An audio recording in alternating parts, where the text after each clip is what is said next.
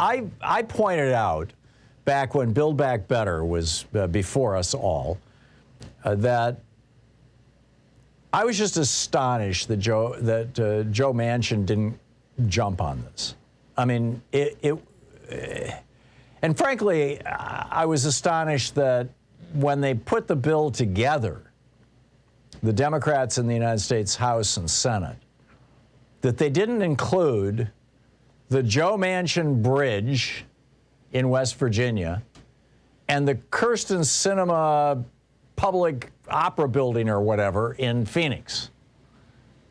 Right? I mean, you know, politicians have been doing this forever, right? You want to get somebody to go along with your infrastructure project, name part of it after them. But Manchin blew that completely away. Almost $3 trillion that would have gone for infrastructure in the United States, $500 billion of it to green our country, to reduce our dependence on Saudi Arabian and Russian fossil fuels. And yes, America is arguably energy independent, but we're still importing fuel from Saudi Arabia and Russia. I mean, we just cut off Russia last week, but you know, the Saudi oil is still coming, oil from all over the world. Not to mention the fact that it's poisoning the earth. So why did Manchin veto that bill, or you know, refuse to vote to end the filibuster that would have allowed its passage? I mean, we know why Kirsten Sinema did, or at least we think we did. That you know, she's jumped in with the billionaires. They're, you know, Politico ran a story about how she's taking money now from the same billionaires who are funding Republicans. But for Manchin, I think it's just a little more transparent. He makes $500,000 a year from his very own personal coal business. Now, that's been widely known. But what's absolutely fascinating about this, and that, pardon me, doesn't get anything close to the coverage that I think it should get, is that back in 1987, during the Reagan administration, when Joe Manchin was a state senator,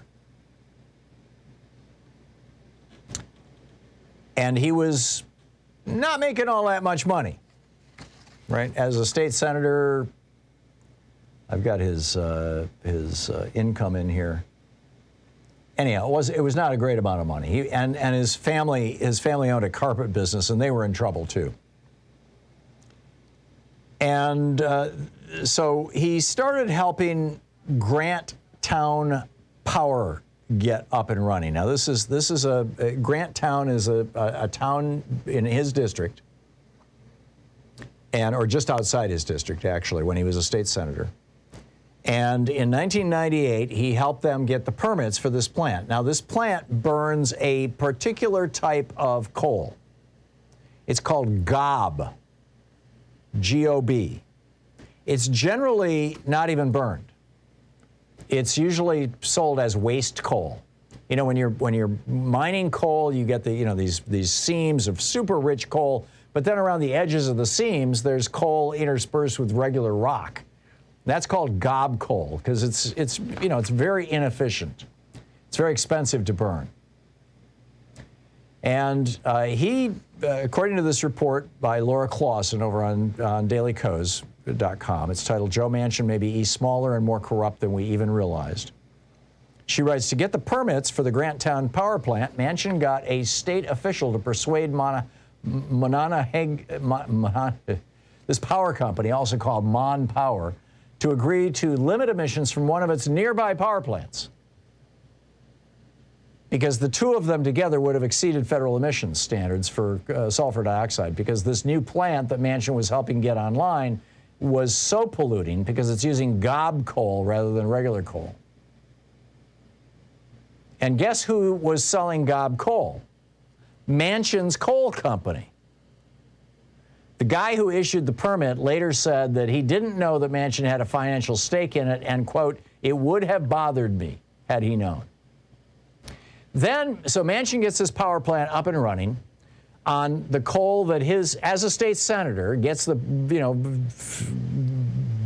juices or greases the skids for the permits, and they're burning exclusively his coal.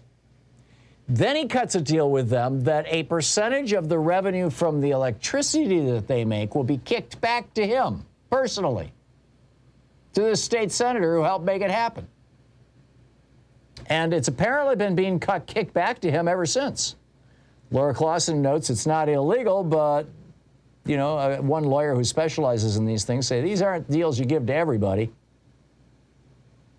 And then, as a state legislator, Manchin passed a tax break for power plants that burn gob. Well, like the one that he just helped put into business.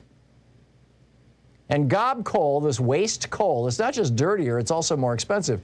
Mark Sumner explained this over on Daily Kos. He said it contains more non-coal material, lowering the energy output and increasing the amount of ash.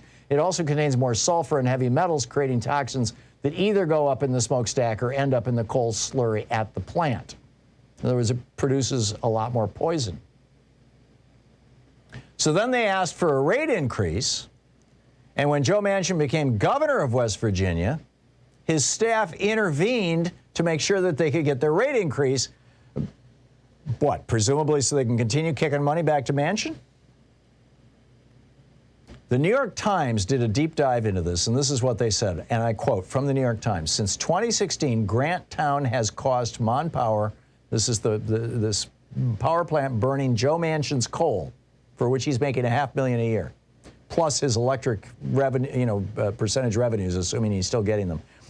Back to the New York Times. Since 2016, Grant Town has cost Mon Power $117 million more than it would have to spend to buy that power from other sources, according to documents filed last year with the Public Services Commission. And therefore, $500,000 a year is going right into Joe Manchin's pockets, which raises the question, is this going to be Joe Manchin's legacy? Is the fact that these stories are now coming out about how corrupt this guy is the reason why all of a sudden he's kind of going along with whatever Joe Biden wants? That he's hoping the Democrats will say, well, he may be a SOB, but he's at least our SOB. I think so. And frankly, as long as the Senate is 50-50, I'm willing for him to be our SOB. I'm not calling for his impeachment or his replacement or anything like that until the next primary comes along, and that won't be for another 2.5 years, or 3.5 years, actually, I think. So, but, we'll see. We'll see where this goes.